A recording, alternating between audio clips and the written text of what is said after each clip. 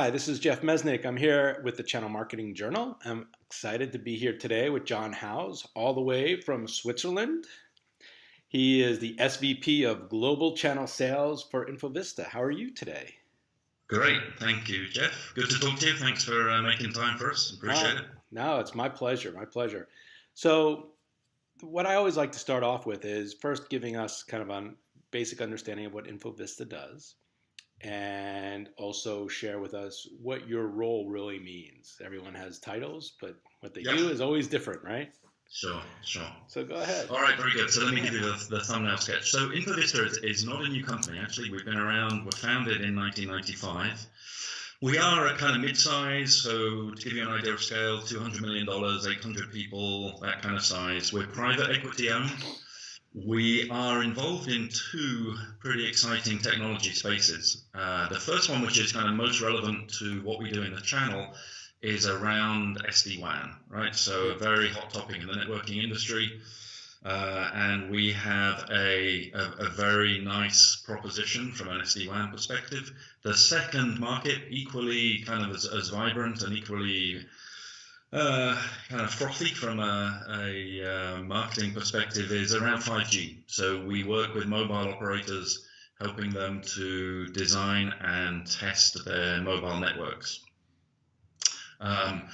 My role, I'm responsible across the organization for our indirect go-to-market in the enterprise side. So as it relates to the SD-WAN space, we are all indirect all the time. Okay, so the business is 100% indirect. Oh, great. On the mobile side, the 5G side, we do some. We have some great relationships with the likes of Ericsson and Nokia. We do some direct business as well, though. But from a channel perspective, most of the innovation, most of the new stuff that we've done this year has been as it pertains to the enterprise go-to-market, which is the SD-WAN side of the house. Why don't we just jump into the idea here that since you're 100% channel focused on the SD-WAN side, maybe that's where we'll focus in. What are some of the programs that you have launched that you're really most proud of, that you think the partners love, and maybe you can share even a hurdle or two to get it launched and share that experience? Sure. Yep. Yeah. Very happy to. So we have an interesting situation. As I say, InfoVista is not a new company. We have gone to market indirectly for a number of years, but actually at a reasonably small scale in terms of number of partners. So over the years, we've had great relationships with a couple of service providers, with BT Global Services and Orange Business Services, two global, but European-based service providers. The challenge for us now is to scale that model globally. So a lot of what we've been focusing on in this year, right, in this calendar year, has been, okay, how do we take the foundations of the success that we saw with Orange Business Services and BT Global Services and make that into a global go-to-market? Now, there are a few challenges there, right? BT Global Services, Orange Business Services, they're both very big organizations. We have kind of very tailored programs with those guys. So the first challenge is, okay, how do you take the strength and the goodness out of those relationships, but then make that a program that, is applicable to a nationally based VAR in Malaysia, or a channel partner in North America. So, we spend a lot of time looking at the program in terms of, okay, how do we essentially make ourselves an easy vendor to onboard with? So a lot of the changes that we've driven in the channel this year have been about really just increasing our footprint in terms of number of channel partners. So we've done a ton of things to make ourselves easy to onboard with. So I'll give you a couple of examples. We have a very flexible relationship in terms of the post-sales value that a partner wants to add. So almost on a deal-by-deal basis, a partner can say, okay, InfoVista, I've never done business with you before, but I like the sound of the proposition. I think there's a profitable practice I can build around your technology. But, I want to kind of see the dollars before I really commit to investing in the relationship, which, is the reality of the channel in 2018. So we allow partners to essentially, for the first couple of deals, back off all of the post-sales responsibility onto InfoVista as they see that the product, has traction in the market and is growing and ... they start investing, they start building up post-sale skills, and we transfer, the work from a post-sales perspective, but also the margin opportunity into the channel. Okay. So we try to be very flexible in terms of the way we allow partners to onboard. We also completely reworked the MDF programs that we have. So, and this is where, I saw a piece you did with a gentleman from RSA. We have a very similar approach in terms of how we can take ideas from the channel and it's kind of survival of the fittest from a business plan perspective, and actually fund MDF not based on the revenue the partners did with us this year, but with the strength of the business plan that we work together. Okay, so we're committed to investing ahead of the curve to be able to develop business with new partners. However, if I was to kind of directly to your question in terms of what are we most proud of around the program, I guess I would mention one thing, which probably requires me to give a little bit of history in terms of what our view of the SD-WAN market is. So if you'll bear with me for 30 seconds, this is great. Kind of take you through from a technology perspective what we think is going on and how we've responded from a program perspective. So we see the SD-WAN market as having gone through a first phase, right, which is probably coming to an end, which was very connectivity driven. Okay, so the proposition was that I, as an SD-WAN vendor, can help you, Mr. Enterprise, to be able to take some cost out of your infrastructure by giving up some costly MPLS links, and allowing you to route traffic over the internet. Right. The challenge with that approach is it's all very well saving a few $1,000 or more on an MPLS link that you can cut, but if the cost of cutting that link is that the ERP system that your business depends on goes down for an hour, which means that your production line stops for an hour, which means you lose $4 million. We have a customer where, and there are lots of them, where if the ERP system goes down and the factory production line stops, it's millions of dollars, right, that they're losing. Yeah. So what we see is a second, what we're kind of characterizing as a second wave of the SD-WAN market, which we're talking about as an application-centric SD-WAN. The premise here is that the first stage to doing a successful SD-WAN implementation is understanding the applications that you have running on the network and the quality of service that those applications need for your enterprise to carry on functioning and being successful. So to kind of come back to the manufacturing scenario, it may well be that your ERP system is so critical to your business that actually you never want it to break out over the internet. You always want to keep it on the MPLS circuits because it needs that quality of service, right? Because downtime is so expensive. So to kind of come back to what does that mean from a channel program perspective, one of the programs we've launched this year, which we offer with our partners, is what we call a visibility assessment. So the scenario here is you're a channel partner, you have an enterprise customer coming to you and saying, look, I've heard great things about SD-WAN. How do I, take advantage of it? What's the, how do I kind of realize those benefits that SD-WAN promises? The first step that we say is you have to understand what's going on your network. And between us, you'd be amazed how few enterprises, particularly if they've been acquisitive, if they've been buying other companies over the years, how few of them have a really good understanding of, number one, what applications are on the network, number two, what quality of service they need, and crucially, number three, what quality of service they're actually getting today. So we have a visibility assessment program. As I say, it's available to the channel at our cost. We go in, we install one of our boxes in the data center of the customer, walk away. It's has no impact on the network performance of the customer, but we go back a couple of weeks later, we give them a 57-page report and say, okay, this, Mr. Customer, is what's going on in your network. These are the POPs, this is the kind of traffic, these are right down to the application level, right? This is the performance that SAP has been getting from your 6 data centers worldwide. Right. And that we see as the starting off point for a conversation around SD-WAN. So from our perspective, actually routing the traffic is the easy piece. It's understanding what traffic is on the network and what quality of service that traffic needs because of the application that's driving that traffic, which is the hard piece and the key piece. So you're starting with assessment first. Exactly, that's right. So we start with assessment as essentially, and that can be a discovery phase in itself for a customer. Yeah. And if the customer says, "Wow, that's great," I never knew that X, Y, and Z was happening on the network, then that's the place that we start to have the conversation about SD-WAN, because we then say to the customer, "Okay, how important is it that that application keeps going no matter what?"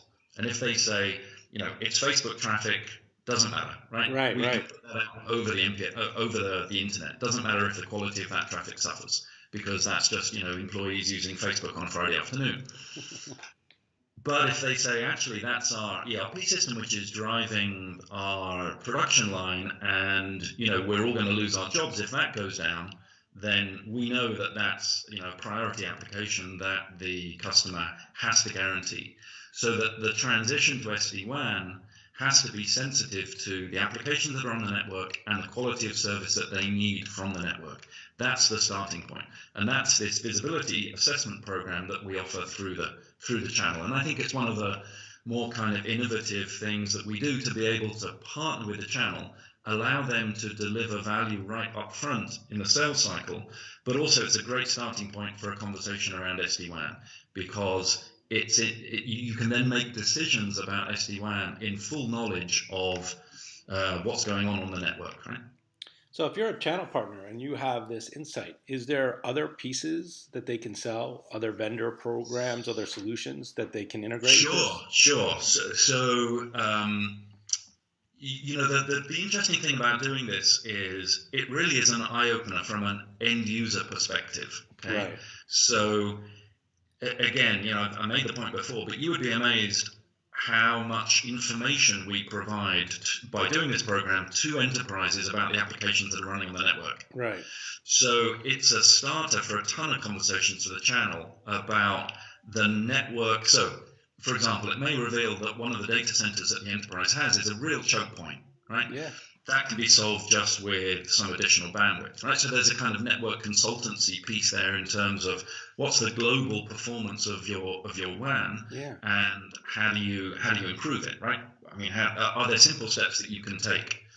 The second thing is looking at what is kind of variously described as shadow IT or other. So let's take the scenario of an acquisitive enterprise customer. They have a global policy that SAP is their CRM system of choice. Yep. They acquire they acquire another company in another part of the world, and through using our tool, they discover that actually there's another system that's being used. Right. So we can help IT managers to enforce company policies and throttle back the bandwidth that shadow IT application gets from the network. So there's a ton of other kind of professional services spins around this in terms of having a consulting-led approach to working with the customer. So it's not just about how do I sell SD-WAN. It's a very holistic view of what's going on the customer's network, and it's an application-centric view. In other words, what are the applications that are running on the network? Which ones are important to that enterprise? Which ones are not important, either because they're shadow IT or they're social apps that employees are using? So there's a ton of other value that can come out of that from a channel partner perspective, and we've seen a very high success rate for partners who have run with this program. Pretty much all of them come away with a proof of concept or some other way to get deeper in their customer relationship, which is what everybody's looking for, right? It's ways to build intimacy and depth with the end user. So I think this is one way that we are allowing or partnering with the channel to be able to deliver that value.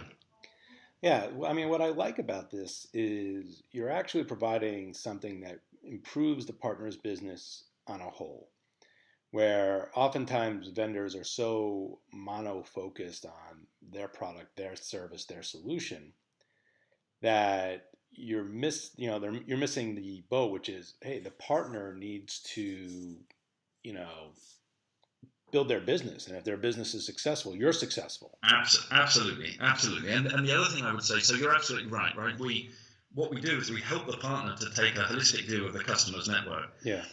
If we're working with a service provider, so we have some great service provider partners, we can also look at traffic which is on net for that service provider, but also off net traffic. So if you have a large enterprise customer who gets some circuits from AT&T, some circuits from Verizon, some circuits from someone else, from our perspective, it doesn't matter. We just focus on the application. So we can help that partner to be able to look end-to-end at the customer's network, not just the circuits that they provide, not just the part of the network that they manage, but we can look at it from application edge to application edge. So I imagine the challenge in launching a program like this is, I mean, obviously you and I talking, it's a clear benefit. But is it a challenge for the partner for you to say, okay, here's the device, Mr. Partner, now just go and install this? Is there a challenge in the activity or? So we don't do that, right? Okay. We use our professional services, and this is where, I like the kind of mutual skin in the game commitment to this. Right. So we use our professional services folks to be able to do this. Got it. So, we use it as a kind of partnering opportunity with the channel so that the channel can, again, if it's an experienced channel and they have a ton of expertise around our product, of course they can go and do this on their own. Right. But if it's a new relationship, right, and we're kind of taking those baby steps together from a relationship perspective, then we will send one of our PS engineers to install and to help the partner to be able to interpret the findings of the or to interpret the report at the end of the day, right, in terms of what's actionable or what steps does the enterprise need to take to be able to improve the quality of the application experience across their network. Excellent. Well, this has been great. I mean, I love the idea that, another interview I did where vendors are trying to move towards investment into partners' business growth. Yep. And I'm a big personal fan of that. As long as it's a teaching the fish exercise, which sounds like this one is. Absolutely. We also recognize, I've been in the channel a long time. We recognize that we are finding our place, right? So we have a big job to do to expand our channel globally. Yeah. We are getting some traction with some great names in the channel. We recognize that all of them will have other options on portfolio, right? So if we can find a way of helping the partner to not just grow their business with us, but to be able to grow their business in totality, right? Yeah. Then eventually that's going to be good for us, right? This is not a single vendor play, if you know what I mean, right? That's the thing I like about the visibility assessment. We're kind of doing an overlay view across the network, and it may well be, sure, the way to solve the customer's problem is to put another couple of Cisco routers into, kind of, this spot on the network, or kind of do something else, and that's, doesn't involve any upside for Vista, but we hope that, the value that we've shown at the partner level will be reciprocated in terms of, the relationship and the business down the line. So. Right. Used to have the approach we take. Have you ever heard Gary Vaynerchuk speak? Gary V? Yeah, sure. So it's his theory, right? Yeah. Give, and eventually the ask happens, and they'll be willing to. Exactly. That's right. Well, this has been great. So I love to end interviews with one of my favorite questions because it makes people uncomfortable, which is, what is one of your pet peeves? It's like forcing you to think. Is there who it is, and maybe that person's listening, and they're like, "Oh, damn, he just called me out." That's a great question. Kind of thinking back, the only thing, or the thing that came straight to mind when you mentioned it was, the channel, despite everything, the progress that has gone on, and obviously we're talking over a video link, it's still very much a press the flesh kind of business, right? That we're in. Yesterday I was in Paris. We as I mentioned, we have a very strong relationship with Orange Business Services. They had a partner Summit yesterday. So it involved an overnight stay. One of my pet peeves is why can hotel designers not just have one button in the room that turns all the lights off? So I had a 6 a.m. wake up call. We had a great dinner with some colleagues and friends last night. Yep. I get to the hotel super late. I just want to crash and get it's a few hours sleep. There I am at like 2 o'clock in the morning, wandering around the hotel room, trying to find out how to switch the lights off in the bathroom. But why can I not just have one switch by the bed that kills all the lights? That's my pet peeve for a Friday. That's pretty good. The only problem is there are some hotels that have it, but they have it by the door. So you have to stumble. I hit that, and then I'm like, especially in Las Vegas, they have this. I hit that button, and then I'm like, well, I don't know where I'm going now. Well, this has been great. I really appreciate this. It's been a lot of fun, Jon. So this has been. Me too. I've enjoyed it. This has been Jeff Mesnick with the Channel Marketing Journal. I was here with Jon Howes from InfoVista. Thank you so much. All right. Thanks, Jeff.